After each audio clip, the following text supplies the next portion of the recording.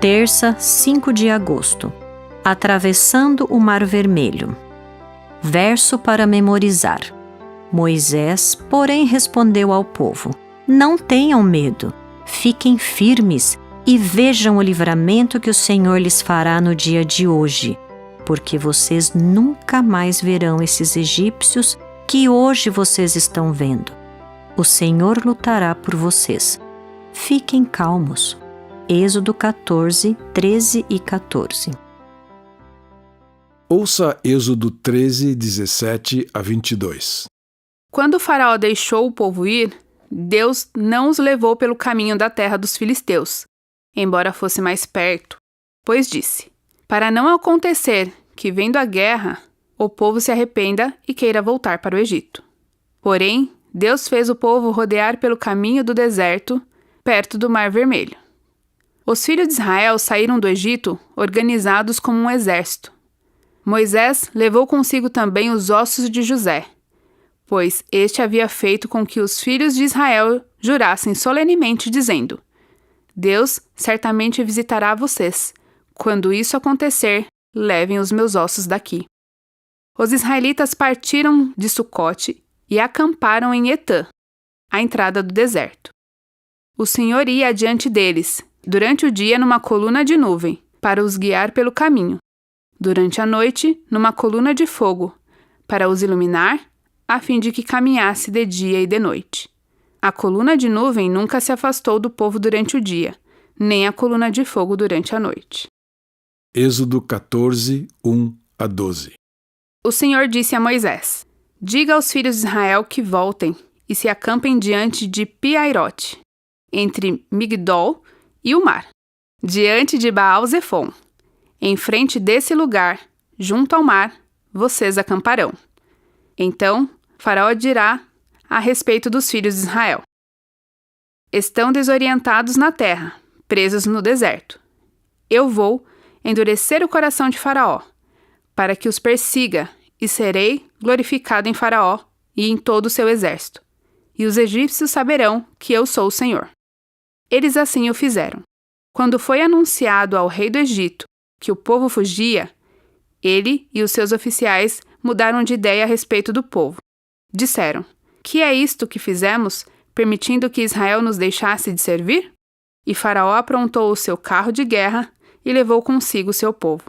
Levou também 600 carros de guerra escolhidos e todos os outros carros de guerra do Egito com capitães sobre todos eles. Porque o Senhor endureceu o coração de Faraó, rei do Egito, para que perseguisse os filhos de Israel. Porém, os filhos de Israel saíram marchando corajosamente. Os egípcios os perseguiram com todos os cavalos e carros de guerra de Faraó, os seus cavaleiros e o seu exército, e os alcançaram acampados ao mar, perto de Pi-Hairote, diante de Baal-Zefon. E chegando Faraó, os filhos de Israel levantaram os olhos, e eis que os egípcios vinham atrás deles, e ficaram com muito medo.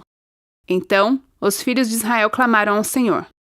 Disseram a Moisés: Será que foi por não haver sepulturas no Egito que você nos tirou de lá para que morramos neste deserto? O que foi que você fez conosco, tirando-nos do Egito? Não foi isso que dissemos a vocês no Egito: Deixe-nos em paz, para que sirvamos os egípcios? Pois teria sido melhor para nós servir os egípcios do que morrer no deserto. Moisés, porém, respondeu ao povo: Não tenham medo, fiquem firmes e vejam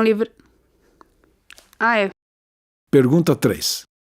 Como Deus guiou os israelitas quando eles deixaram o Egito e o que aconteceu depois?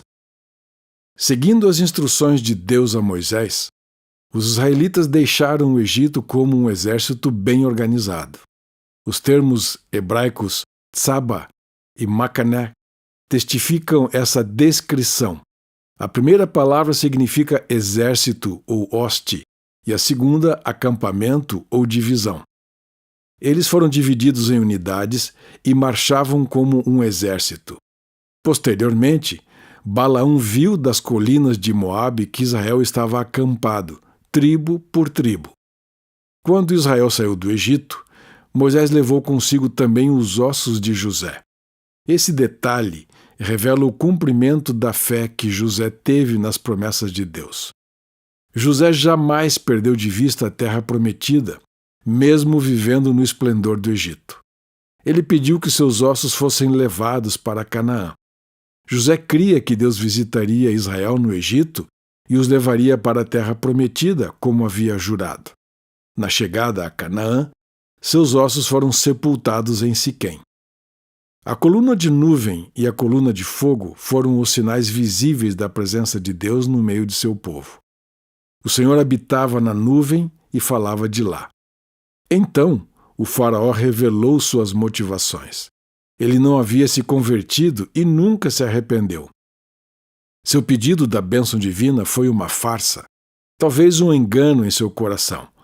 Ele reuniu seu exército e foi atrás de seus escravos fugitivos. Ele estava cego pelo pecado. Quando os israelitas viram o exército do faraó chegando, expressaram sentimentos que repetiriam outras vezes. Será que foi por não haver sepulturas no Egito que você nos tirou de lá para que morramos nesse deserto? O que foi que você fez conosco tirando-nos do Egito? Mesmo tendo visto aquelas demonstrações do poder de Deus, que incluíam livrar seus próprios filhos primogênitos, o povo ainda demonstrava uma surpreendente falta de fé. Pense na última vez em que você enfrentou uma situação terrível. Qual foi sua primeira reação? Fé em Deus ou falta de fé? Que lições daquela situação poderão ajudá-lo na próxima vez que passar por uma situação parecida? E isso vai acontecer?